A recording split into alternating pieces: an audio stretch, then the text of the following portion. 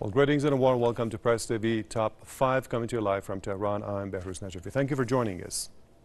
Now, the first story dealing with Yemen: at least 40 people have been killed and dozens injured in a multiple bomb blast in the Afghan capital, Kabul. The Daesh terrorist group has claimed responsibility for the attack, which took place at a cultural center in the west of Kabul. Afghan officials say a ceremony was being held there to mark the 38th anniversary of the Soviet invasion of Afghanistan. The cultural center is near a mosque and an Afghan news agency. The attack came days after a bomber killed several people near the Afghan intelligence agency compound in Kabul.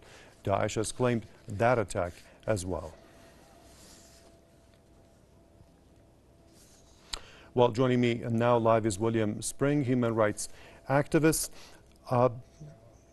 William, the UN has been saying that there has been a casualty rate of 70 people only in one single day, and that the UN is calling this absurd. So why is it? Why is it that Saudi Arabia is not complying and is turning a deaf ear to all of these protests and complaints?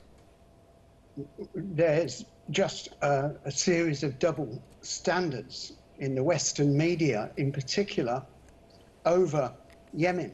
Yemen is not being mentioned by Sky News or the BBC very much. To be fair to the BBC, they did say something about Yemen a week or so ago.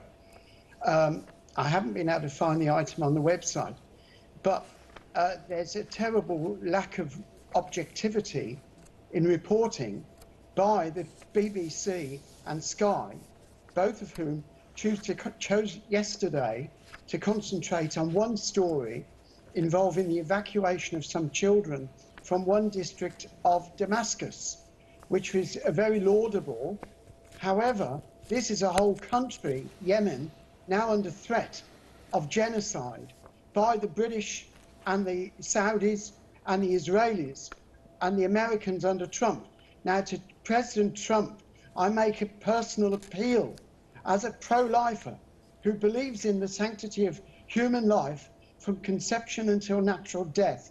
I ask you, President Trump, to intervene to stop this dreadful assault on civilians, on young children, on it's an absolutely abominable crime. Well, William, President Trump is already intervening. He is selling arms to the Saudis.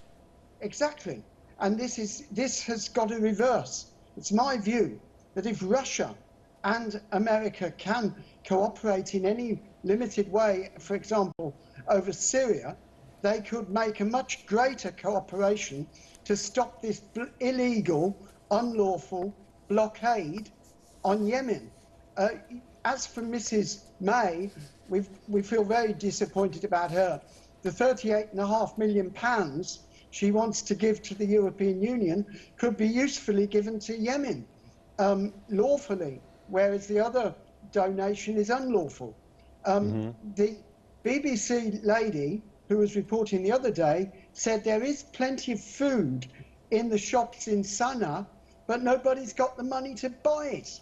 So therefore, this country needs a massive crash program of money, aid, investment, and most of all, the Saudis being compelled to desist from their aggression.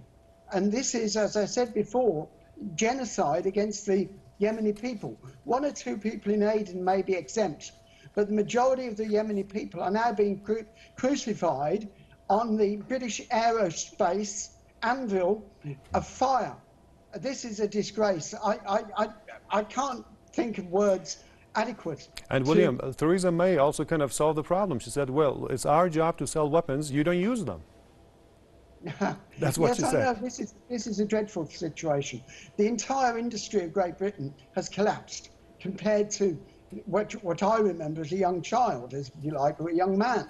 The only industry that appears to be working is selling arms and to the Saudis, the Al Yamama project and things like this.